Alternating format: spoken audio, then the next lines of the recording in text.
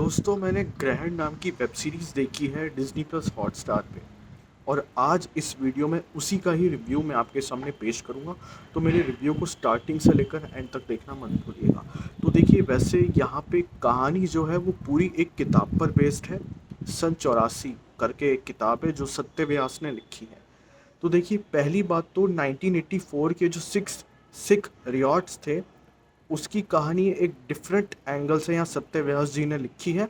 और डायरेक्टर ने भी काफ़ी डिफरेंट तरीके से यहाँ दिखाई है। तो मैं ये नहीं कह सकता कि ये जो पूरी कहानी है वो कहीं ना कहीं सच्चाई को बयां करती है, 1984 की राइट्स को बयां करती है, मैं ये नहीं बोल सकता बिल्कुल।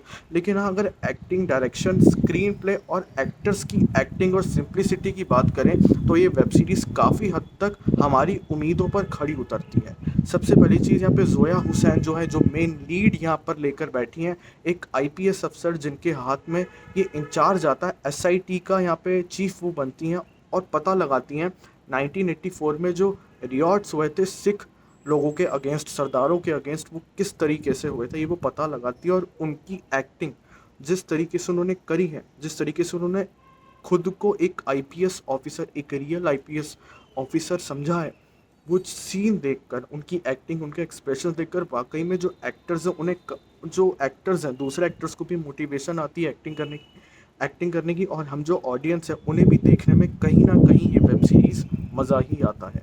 ओवरऑल अगर मैं बोलूँ तो वेब सीरीज़ ठीक है।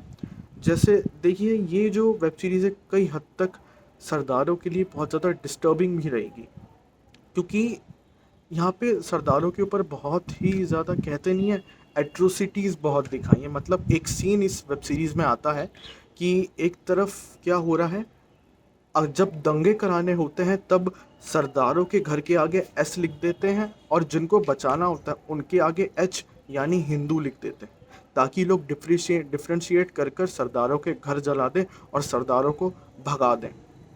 तो अब कहानी जो है वो मेनली बोकारो शहर से शुरू होती है, और वहाँ पे एक काफ़ी स्वीट और काफ़ी क्यूट लव स्टोरी दिखाई जाती है। एक एक साधारण से यूपी के आदमी की और एक सरदारनी की, एक जो फीमेल लड़की होती है सरदार परिवार से, सिख परिवार से, दोनों के बीच में काफ़ी अच्छी और काफ़ी क्यूट केमिस्ट्री डायरेक्टर ने दिखाई है। उसके बाद वही सीन, उसी सीन का एक्सटेंशन दिखा है 15 साल, 20 साल, 30 साल बाद, जब ये कहानी ज़ोया हुसैन यानी अमृता सिंह के हाथ आती है कि कैसे वो पता लगाती है कि आखिर जो सिख रियॉट्स हुए थे उसमें किसका सबसे बड़ा हाथ था। तो ऋषि नाम का एक आदमी था। अब वो ऋषि आदमी जो है वो ज़ोया हुसैन यानी अमृता सिंह का ही फादर है। अब वो आदमी किस तरीके से एक सिख में कन्वर्ट हुआ, पूरी कहानी वही दिखाई है। और इस वेब सीरीज़ का आखिर का जो सीन है, जो आखिर का जो एपिसोड है, वो किस तरीके से सच्चाई के पन्नों को पलट पलट कर हमारे सामने दिखाएगा, वो सीन और वो कैटेगराइजेशन, वो काफ़ी ज़्यादा लाजवाब और कमाल का नज़र आता है। स्क्रीन प्ले काफ़ी इम्प्रेसिव है। लेकिन मैं ये आपसे पहले कह रहा हूँ कि जो सच्चाई है, सच्चाई काफ़ी हद तक 1984 के रियॉट्स की डिफरेंट है। लेकिन यहाँ किताब को ही मेन बेसिस रखकर अगर ये वेब सीरीज़ बनाई है तो एक राइटर के आँखों से उस 1984 के दंगों को देखा गया है, तो हम ये नहीं कह सकते कि वो सच्चाई है। हाँ, अगर मैं सच्चाई की बात करूं तो शायद कांग्रेस का उस समय काफ़ी बड़ा हाथ सरदारों के अगेंस्ट रहा था। लेकिन यहाँ शायद कोड वर्ड्स में वो चीज़ें बताई गई हैं, लेकिन काफ़ी माइन्यूट फॉर्म में वो चीज़ें बताई गई हैं कांग्रेस के खिलाफ। आपको डायरेक्टली कुछ समझ आएगा नहीं, आपको बहुत ही डीपली इस वेब सीरीज़ को देखना पड़ेगा। ओवरऑल मैं बोलूँ, जितने भी एक्टर्स यहाँ पे थे, चाहे वो सपोर्टिंग रोल में क्यों ना हो, लाजवाब एक्टिंग थी। डायरेक्शन देखोगे बहुत ज़बरदस्त था। जिस तरीके से एक्सप्रेशंस दिखाए गए थे, each and every actor is just mind blowing in that. Overall web series interesting थी। एक किताब को लेकर बनाई है तो हमें सच्चाई ज़्यादा इसमें नहीं देखनी चाहिए।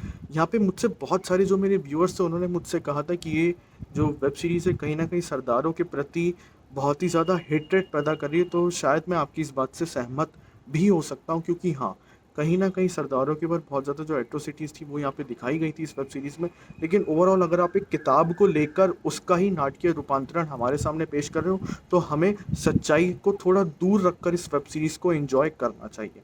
सारे एक्टर्स तो अच्छे हैं ही, और जो मैं इतना कहना चाहता हूँ, जो ज़ोया हुसैन के यहाँ पे फ़ादर का रोल कर रहे हैं, जो मेन ऋषि का ओल्ड वर्जन का रोल प्ले कर रहे हैं, उनकी एक्टिंग आप देखना।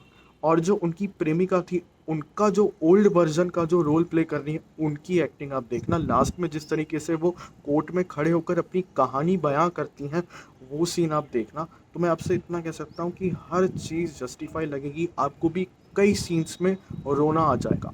Overall excellent web series, excellent screenplay, excellent direction, and each and everything is very much similar to that book जो सत्य व्यास की थी 1984। ओवरऑल ठीक है। आपका क्या टेक है, कमेंट बॉक्स में बताइएगा। आप क्या सोच रहे हैं, कमेंट बॉक्स में ज़रूर बताइएगा।